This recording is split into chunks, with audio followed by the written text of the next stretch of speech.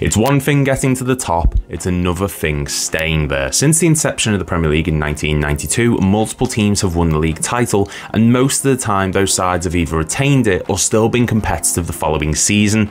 But this isn't always the case. Sometimes sides plummet lower than people expected and aren't able to keep their title, and sometimes sides suffer disastrous campaigns that aren't anything close to a title defence. Welcome to Good Sport Reviews, my name is Lewis, and this is the top 5 worst ever Premier League title defences. Number 5, Leicester City 2016-2017. The prime example of running before you can walk. Look, no one expected Leicester to go on and achieve anything near what they did the season before, but I don't think many people expected the season afterwards quite like this. After producing the greatest underdog story in Premier League history, the side went into the 2016-17 season full of confidence and a sense of optimism that they could progress into a side who could consistently compete for top 6 places, with this feeling amplified thanks to new 4-year contracts for Claudio Ranieri and Riyad Mahrez. But following the sale of key defensive midfielder and one of the greatest of all time in N'Golo Kante, the side had a huge gap to fill in defensive midfield, so much so that they signed 2 DMs that season to try and fill the gap left by Kante and his transfer to eventual league winners Chelsea. The campaign got off to a poor start, with the Foxes suffering a defeat to newly promoted Hull City 2-1, and things didn't really improve from there. After beating the so-called big sides the season before, this campaign saw the side dominated in these fixtures, with them losing 4-1 to Liverpool, 4-1 to Man City, 3-0 to Chelsea and 6-1 to Tottenham, and the champions, who played with such intensity and pace the season before, just looked lethargic and never really managed to get it to click at any point, with their highest league position all season being 9th, which they only got to on 3 occasions. It's possible their attention was drawn elsewhere, with the team competing in the Champions League for the first time in their history and actually reaching the quarter-finals. But despite keeping hold of the likes of history-making goalscorer Jamie Vardy, much sought after Riyad Mahrez and sensational stopper Kasper Schmeichel, they couldn't gather any momentum to push further up the table, and following the sacking of club legend Claudio Ranieri on the 23rd of February, following a 5-game losing streak,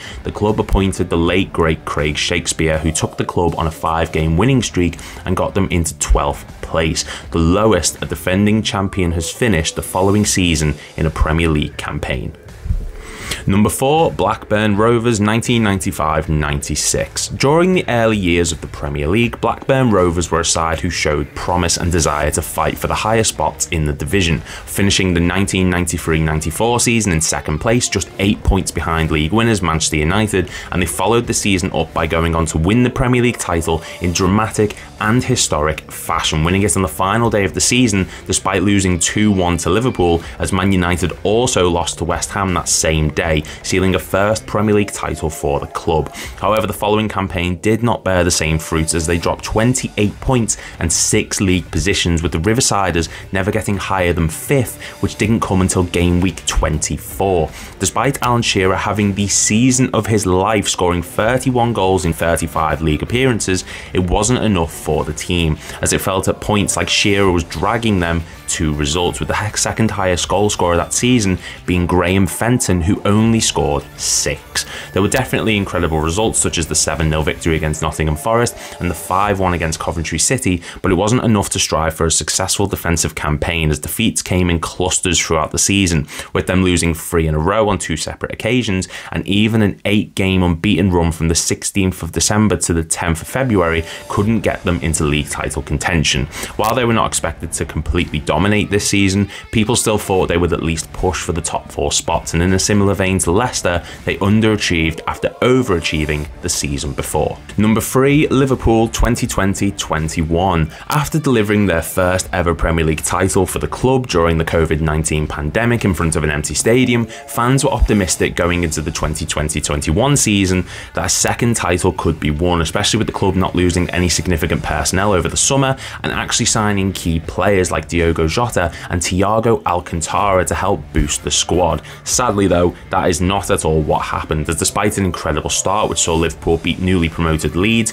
Chelsea and Arsenal in the first 3 game weeks, the club dipped massively, starting off with a humiliating 7-2 defeat to Aston Villa before heading into a 2-2 draw with Everton, which saw the best centre-back in the world at the time, Virgil van Dijk, sidelined for the remainder of the season after a tackle from Jordan Pickford ruptured his ACL. And while Liverpool were able to go on a 12-game unbeaten run, 6 of these were draws, and eventually the losses added up, with the Reds losing 8 in 12 matches between the 4th of January 2021 and the 7th of March that same year, with defeats to the likes of Southampton, Fulham, and the side's first loss at Anfield to Everton since 1999. They were able to get a good run of results together following the loss on the 7th of March to Fulham, and went on a 10-game unbeaten run to finish 3rd on the final day of the season, but a major injury crisis to the back line saw the squad go through 20 different centre-back pairings that season, with Van Dijk, Joe Gomez, Joel Matip and makeshift centre-back Fabinho even getting injured as well. It wasn't the best title defence ever, but at least there were some circumstances which made sense for them being 3rd on this list.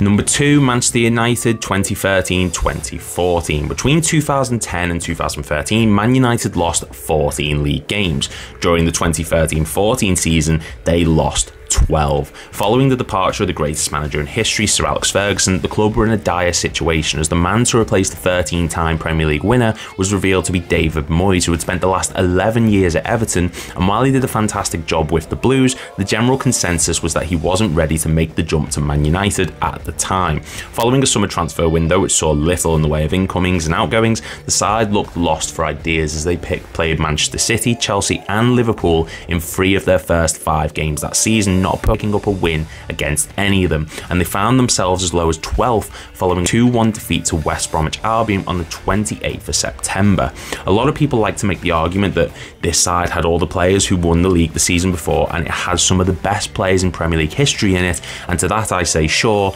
and you're wrong. At the time of the 2013-14 season, Nemanja Vidic was 32 years old, Patrice Evra was 33, Michael Carrick was 32, Rio Ferdinand was 35, and Ryan Giggs was 40 years old, and a lot of them had checked out following Sir Alex Ferguson leaving the club, with Wayne Rooney and Rio Ferdinand both admitting the manager seemed out of his depth, saying how hard of a job and how big of a club Man United was during the pre-season tour. They ended the campaign in 7th place, a whopping 22 points behind league winners Man City, and they honestly went down with a whimper, losing to the likes of Stoke and Sunderland and finishing the campaign a shell of their former selves. Not a lot of people expected brilliance, and after a summer window which saw them miss out on the likes of Toni Kroos, Cesc Fabregas and Gareth Bale, it was to be expected that they would fall a bit, but not too many people saw this big of a drop-off for one of the greatest sides in football history.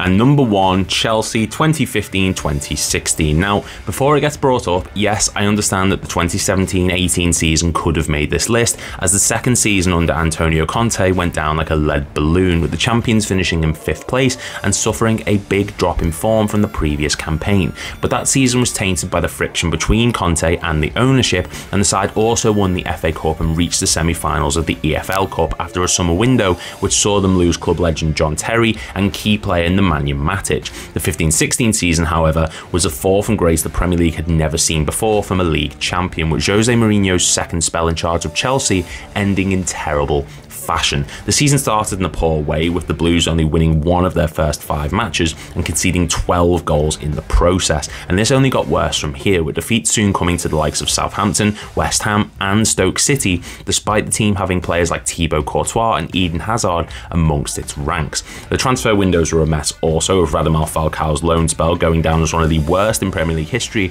and Alexandre Pato's not going much better either, and the side looked void of all ideas, as the team are clearly down tools under Mourinho, and this resulted in the Portuguese icon being sacked on December the 17th, with the side in 16th place, teetering just above the relegation zone. Plus, Hiddink came in and brought some stability to the side, managing to go on a 15-game unbeaten run, but while that sounds great, 9 of these were draws and the team never got higher than 8th place and nowhere near the title race, with the Leicester fairy tale stealing the spotlight. The team would go on to lose 12 games and concede 53 goals all season by the time it ended, and for a side of this calibre to drop so far with the players and manager it had in its ranks, it's an incredible thing and will go down as the worst title defence so far in Premier League history. And that's our list. If you are new around here, please make sure to hit like and subscribe. We're nearly at 2,000, so we're going to try and get to 3,000 by the end of the year. Thank you very much for watching, and I will see you all in the next video.